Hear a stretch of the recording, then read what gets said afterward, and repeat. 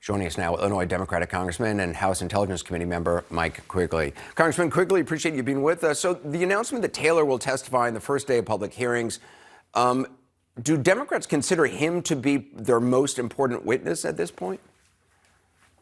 Well, I'll put it this way.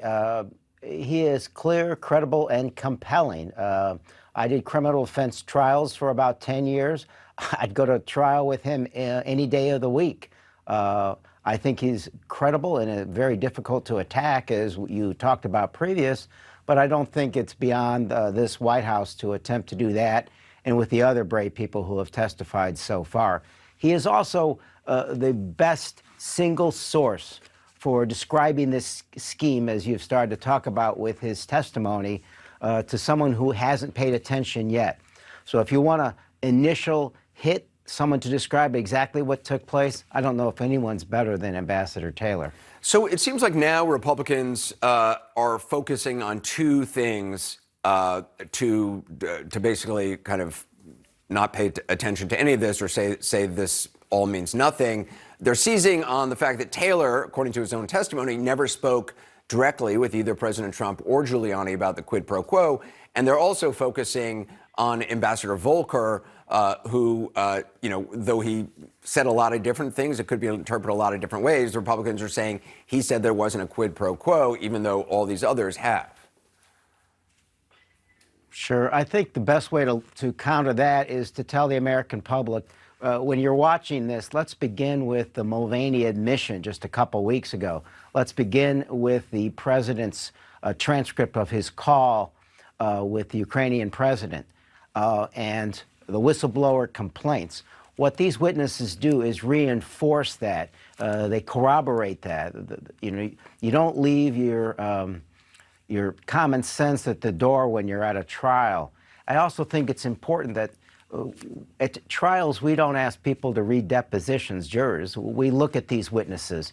And I think what they're going to see with these ambassadors and the brave people who have testified so far is the fact that they're very credible. You believe them. So if it's just a question of reading transcripts and whether or not they feel like there's a gap in the testimony, I don't think the Republicans will get that far. The thing I don't understand about the argument of Republican defenders of the president on this, who say there was no quid pro quo, is how do they believe this policy drive was initiated? It seems like what they are saying is that, well, it wasn't, there's no evidence it was the president cutting off the aid and orchestrating all of this.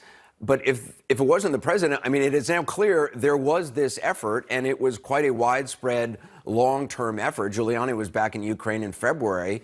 I don't understand if the Republicans, if you believe their argument, it seems to they be saying that the president, this cabal of Giuliani and Sondland and other Trump supporters initiated this campaign. The president had nothing to do with that. That's hard to believe.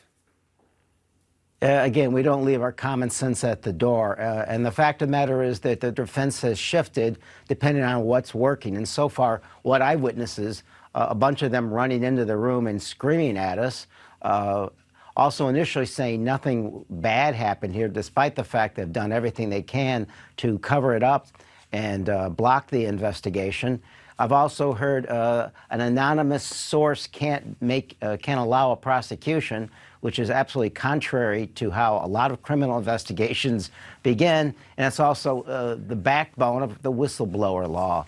And that's what's most disturbing at all. The fact that one of their attacks seems to be endangering the life of a very brave person, the whistleblower. All the whistleblower did was pull the alarm.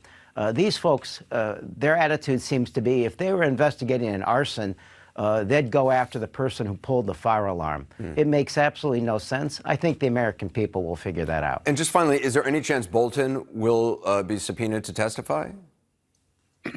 I'd like to think he would want to. If he thought that Rudy Giuliani was a hand grenade, if he was repulsed by this, if he suddenly stopped this meeting, if he's called it a drug deal, in the final analysis, the real challenge here and the real danger was we're changing long-standing U.S. policy, a policy he strongly agreed with. he ought to come forward. He ought to be willing to be at least as brave as the people who have come so far and tell the American people what happened, why it matters, and why it should never, ever happen again. Congressman Quigley, I appreciate your time. Thank you.